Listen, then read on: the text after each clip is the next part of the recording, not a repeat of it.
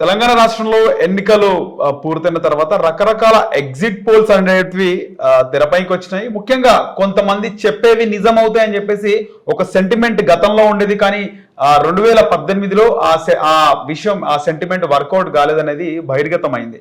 ఎందుకంటే చాలా మంది మహాకూటమి అధికారాన్ని ఏర్పాటు చేస్తోంది అన్నారు, కానీ అనూహ్యంగా మళ్ళీ టీఆర్ఎస్ రెండోసారి అధికారంలోకి రావడం జరిగింది.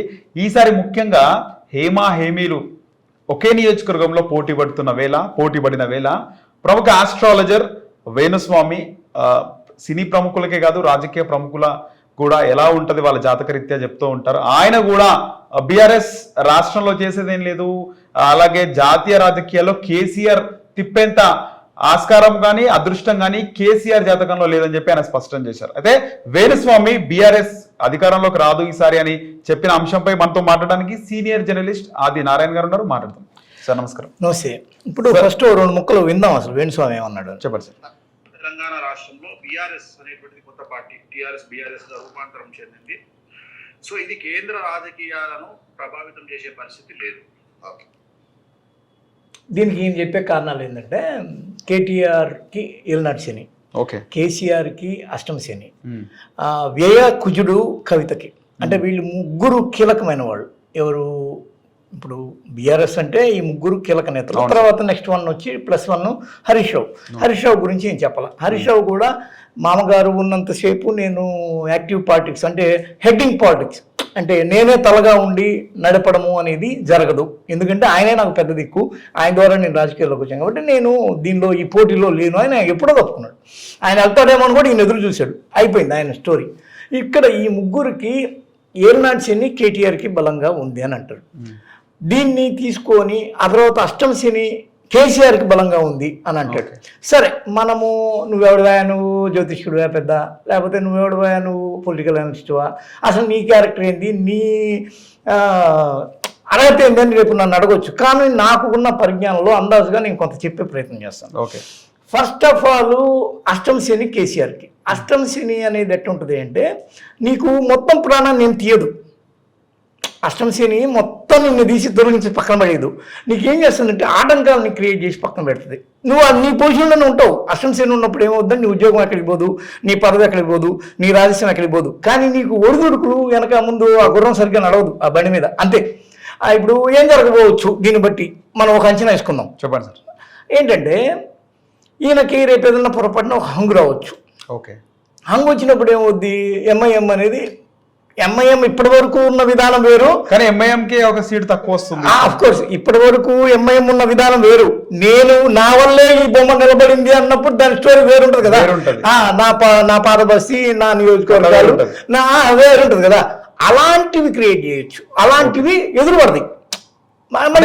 ఓన్లీ ఎంఐఎం సపోర్ట్ చేస్తే బీఆర్ఎస్ అధికారం చేపడుతుందా అనే పరిస్థితి మళ్ళీ భారతీయ జనతా పార్టీ కూడా కలిస్తే వాళ్ళు ఏమవుతారు, కొద్దిగా మిలాఖత్ అయితే లోపల లోకలోకలు ఉంటాయి. కాంగ్రెస్ కి ప్లస్ అవుతుంది అలా అయితే.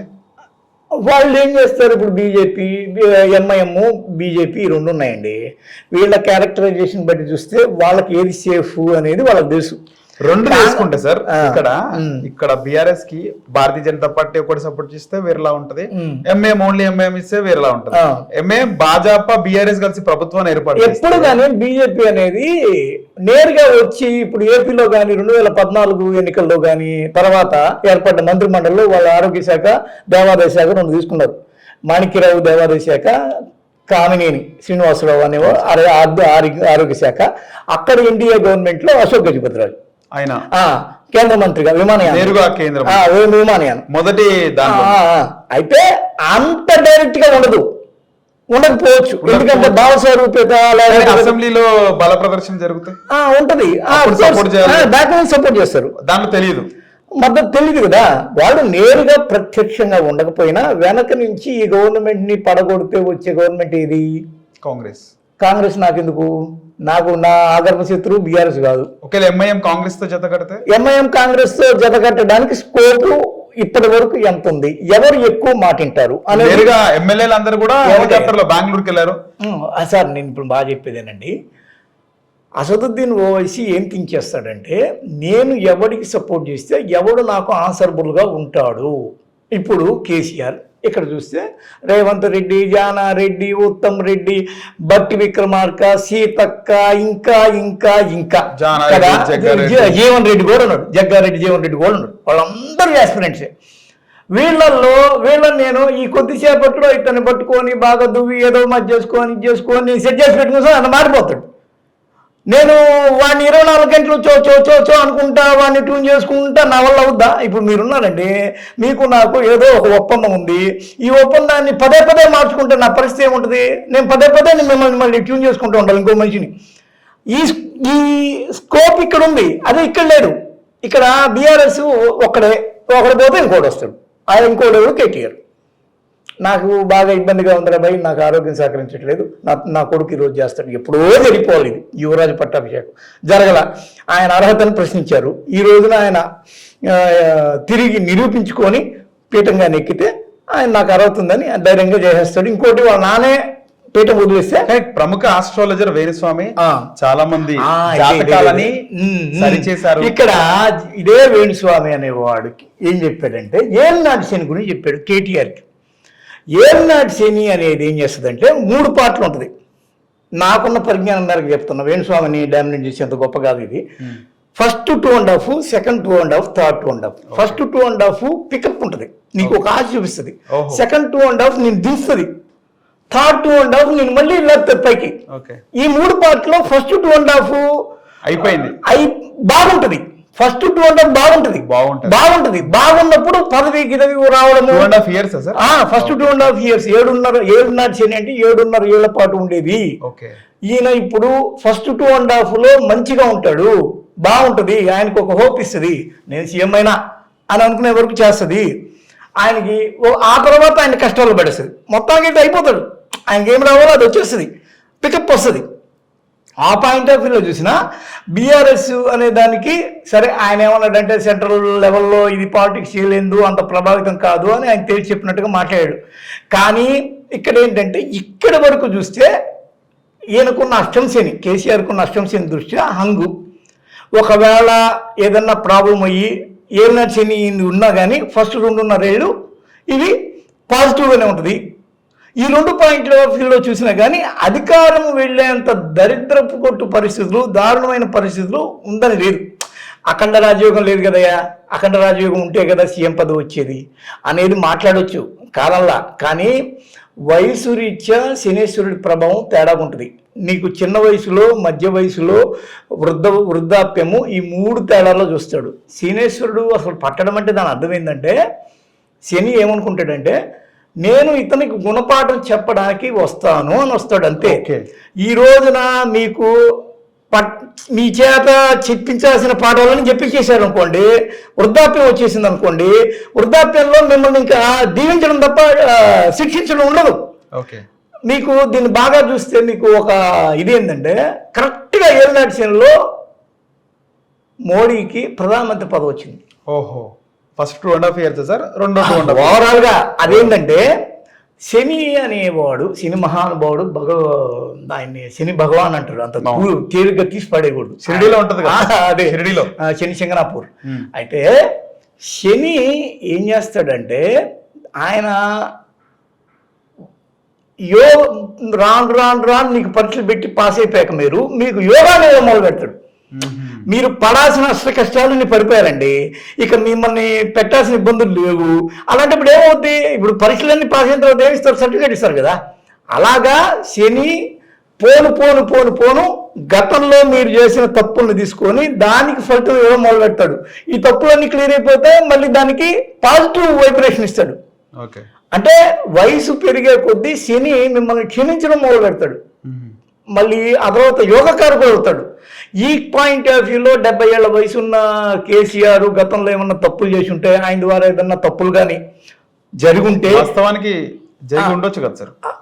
అంటే ఎలాంటి తప్పులు ఉన్నాయి అంటే బహిర్గతంగా మాట్లాడుకోవాలంటే 1200 మంది అమరవీరుల కుటుంబాలకి ఎలాంటి న్యాయం జరగలేదనేది జగమెరిగిన సత్యం. 1200 కుటుంబాల్లో నేను పోయి లెక్కలు చూశాను. ఆ లెక్కల్లో 500 కుటుంబాలకి జరగలేదనేది నేను విన్నా. మిగతా 700 ఇన్నారెడ్డి అనే ఆయన దగ్గర ఈ వివరాలన్నీ ఉన్నాయి. మీరు కావాలంటే వీళ్ళు చూడొచ్చు. ఫస్ట్ ఒక సగానికి సగం మందికి జరగల. అంటే ఏ విధంగా ఆ కింద రాలేదు, ఏం రాలేదు అంటే అంటే ఎన్నిసార్లు ఎగ్జాంపుల్ రేవంత్ రెడ్డి ఎన్నిసార్లు అడిగినప్పటికి కూడా ఆ శ్రీకాంతాచారి తల్లి గతంలో ఎమ్మెల్యేగా టికెట్ ఇవ్వడం జరిగింది తప్పితే ఇంకా వేరే వాళ్ళకి అదే భలే నేను చెప్పాను అదే. గాద ఇన్నారెడ్డి దగ్గర 500 మందికి మేము హెల్ప్ చేయలేకపోయామని మేనా అనుకుంటా. ఇప్పుడు వేణుస్వామి మనం అంటే ఇప్పుడు ఏం చెప్తున్నా అంటే 500 మందికి వాళ్ళ అడ్రస్లు మేము ఫండ్ అవుట్ చేయలేకపోయాం కాబట్టి ఇవ్వలేకపోయామనే ఉంది, అంతే తప్ప మిగతా వాళ్ళకి ఏమి ఇచ్చారు, మిగతా వాళ్ళకి ఏమి ఇవ్వాలో ఆ యొక్క బెనిఫిట్స్ అన్ని ఉన్నాయని డైరెక్ట్ గా దీని మీద పోరాటం చేస్తున్న గాద ఇన్నారెడ్డి మన దగ్గర ఇంటర్వ్యూ కూడా ఉంది. దాన్ని శుభ్రంగా ఆయన పోయి మళ్ళీ మీరు ఎంక్వైరీ గాద ఇన్నారెడ్డి. ఓకే. అయితే వేణుస్వామి చెప్పిన దాన్ని బట్టి ఇప్పుడు ఈ ఆత్మ బలిదానాలు ఇవి నిజంగా కానీ ఆయన్ని ఇబ్బంది పెట్టి ఉంటే in the name of Gandhi 5 లక్షల మంది చనిపోయారు. In the name of Gandhi. ఈ రోజుకి ఆయన జాతిపిత. మరి ఈ మాట నేను అనొచ్చు అనకూడదు కాదు, ఒక ఉదాహరణ మీకు చెప్పాలి.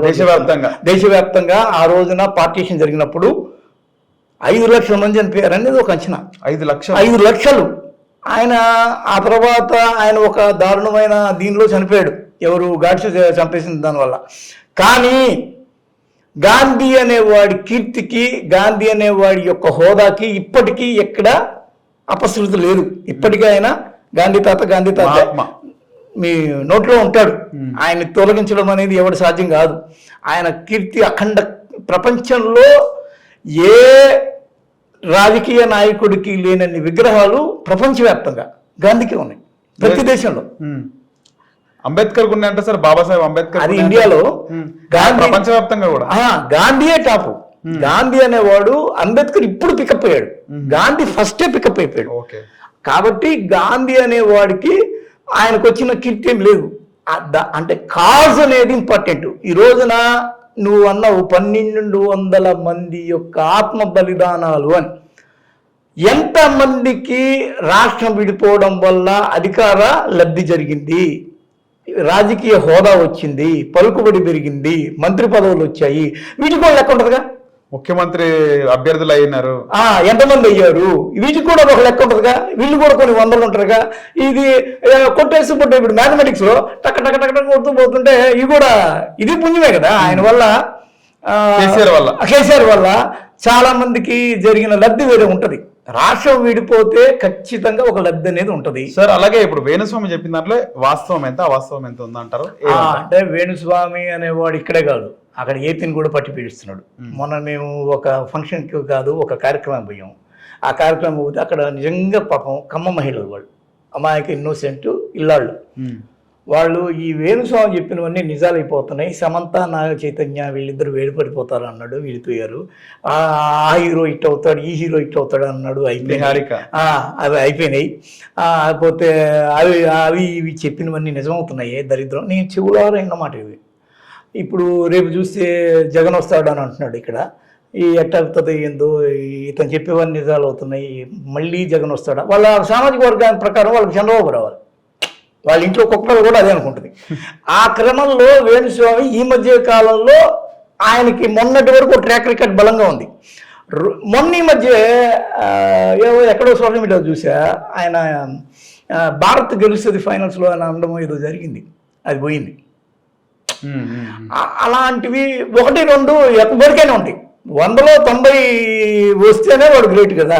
అలా 1-6 ఉంటాయి. ఈయన చెప్పిన దాన్ని ఇప్పటి వరకు జనము చాలా జనసామాన్యంలో నమ్మడం మొదలు పెడుతున్నారు. ఈయన ఇప్పుడు ఒక ఆస్ట్రాలజికల్ ఐకాన్ అయ్యాడు తెలుగుకి. దరిద్రం. సరే, అది మంచి చెడ్డో అట్లా అయ్యాడు, కరెక్ట్ కాదు, దాన్ని మనం ఏమి కామెంట్ నెగిటివ్గా చేయకూడదు. అలాంటి కండిషన్లో ఈయన ఇప్పుడు ఏమన్నాడు, బీఆర్ఎస్ పెద్ద గొప్పగా తన యొక్క డామినేషను చక్రం తిప్పేంత హోదా రేపటి రోజున మొత్తం కంట్రీలోనే ఇవ్వలేకపోవచ్చు అని ఆయన అంటున్నాడు. మనం ఇప్పటి వరకు చర్చించింది ఏంటంటే అష్టమ శని, ఏలినాటి శని ఎంత ప్రభావం చూపిస్తాయి, శనీశ్వరుడు ఎలాంటి సమయాల్లో తన యొక్క రిజల్ట్ ఇస్తాడని మాట్లాడుకున్నాం. మోడీ అంతటోడు ఏలినాటి శనిలో అయ్యాడని పండితులు అందరూ అన్నారు. ఈ క్రమంలో చూస్తే ఆయన అన్న మాటలు ఫస్ట్ వీళ్ళకి ఇక్కడ దిద్దుకోవడానికే సరిపోద్ది అనేది మనం ఎక్కువ అర్థం చేసుకోవాలా. నిజంగా కూడా స్కోప్ అక్కడ అలాగే ఉంది. గట్టి ప్రతిపక్షంగానే వచ్చేసింది అనుకోండి, ఈయనకి ఇక్కడే సరిపోద్దిగా. ఈసారి ఇప్పుడు ఇప్పటి వరకు నల్లూరు నడకే ఇంట్లో హాయిగా ఫామ్ హౌస్లో కూర్చొని బాగా ఎంజాయ్ చేశాడు. ఇక్కడి నుంచి అలా ఉండకపోవచ్చు. ఆయన ప్రతి క్షణం తను హార్డ్ డీల్స్ని ఫేస్ చేసుకుంటూ వెళ్ళే అవకాశం ఉండొచ్చు. ఏమో నిజంగా కానీ రేవంత్ రెడ్డి కానీ వస్తే ఇక్కడ ఈయన అన్నట్టుగా ఆయన ఒక జెయింట్ కిల్లర్ అవుతాడు. ఒక కొత్త చరిత్ర తిరగ రాస్తున్నట్టుగానే భావించాలి. Okay, right. ధన్యవాదాలు సార్. Thank you.